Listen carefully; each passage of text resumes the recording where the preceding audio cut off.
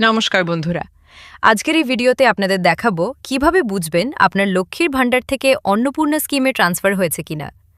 অনেকের মনেই এখন এই প্রশ্ন চলছে, তাই ভিডিওটি শেষ পর্যন্ত দেখুন। প্রথমেই বলে রাখি, বর্তমানে বিভিন্ন খবর অনুযায়ী যারা আগে থেকেই লক্ষ্মীর ভাণ্ডারে টাকা পেতেন তাদের অনেকের নাম অন্নপূর্ণা স্কিমে অটো ট্রান্সফার হতে পারে বলে জানা যাচ্ছে। এখন কিভাবে চেক করবেন? প্রথম ধাপ, মোবাইলে গুগল ক্রোম ওপেন করুন। দ্বিতীয় ধাপ, সার্চ করুন লক্ষ্মী ভাণ্ডার স্টেটাস চেক। এই অফিসিয়াল পোর্টালে যান।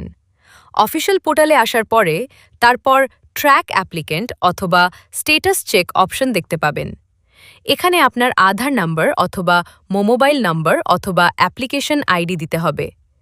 এরপর ক্যাপচা পূরণ করে সার্চ বাটনে ক্লিক করুন। যদি আপনার স্ট্যাটাসে অ্যাপ্রুভড, পেমেন্ট সাকসেস অথবা নতুন স্কিমের আপডেট দেখায়, তাহলে বুঝবেন আপনার ডাটা আপডেট হয়েছে।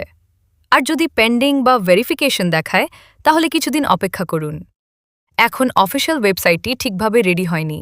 অফিসিয়াল ওয়েবসাইটটি জুন মাসের আগে সম্পূর্ণভাবে রেডি হয়ে যাবে। অবশ্যই আপনারা স্ট্যাটাসটা চেক করে দেখে নিব। খুব গুরুত্বপূর্ণ একটা কথা, এখন অনেক ফেক ওয়েবসাইট ঘুরছে যেখানে ব্যক্তিগত তথ্য ও ব্যাংকের ডিটেলস চাওয়া হচ্ছে। সরকারি ঘোষণা ছাড়া কোনো অচেনা লিঙ্কে নিজের ওটিপি বা ব্যাংকের তথ্য দেবেন না।